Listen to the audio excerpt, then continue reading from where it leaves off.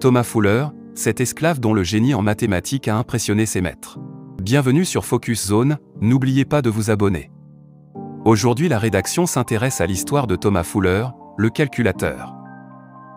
Souvent appelé le « calculateur de Virginie », Thomas Fuller est né en 1710, quelque part entre la « côte des esclaves » de l'Afrique de l'Ouest, le Libéria actuel, et le royaume du Dahomey, le Bénin moderne. Il a été emmené de son pays natal pendant la course aux esclaves et vendu comme esclave.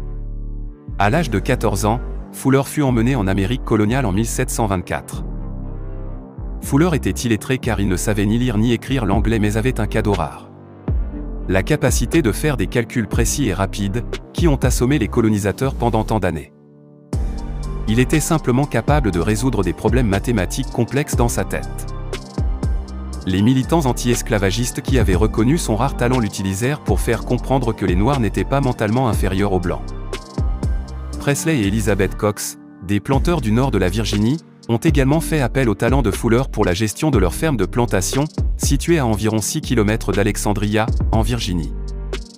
Alors, comment Fuller a-t-il acquis ce talent, surtout à une époque où il n'était pas permis aux esclaves d'apprendre à lire et à écrire ? Il a ajouté que ses compétences provenaient d'applications expérimentales à la ferme, telles que le comptage des poils dans la queue d'une vache. Les calculs complexes liés à l'astronomie sont effectués par ordinateur, mais Fuller était étonnamment capable de faire ces calculs dans sa tête. À l'âge de 70 ans, Fuller rencontra un homme d'affaires venu d'autres collaborateurs de Pennsylvanie pour en savoir plus sur lui. Ils lui ont posé des questions.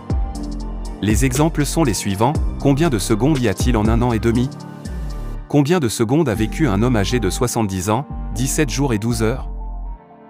Lorsqu'il a correctement répondu à 47 304 000 et 2 210 500 800 respectivement, en moins de 2 minutes à chaque fois, l'un des hommes a soulevé une objection, affirmant que ses propres calculs étaient beaucoup plus petits. Fuller répondit rapidement: « Arrêtez, Massa, vous oubliez l'année bissextile. » Après avoir pris en compte l'année bissextile dans leurs calculs, ils ont convenu avec Fuller. Ils ont ensuite soumis les capacités de calcul de Fuller à l'abolitionniste. Fuller est décédé à la ferme de Cox près d'Alexandria, en Virginie, en 1790. Il avait 80 ans. Fin de la vidéo, merci pour votre attention.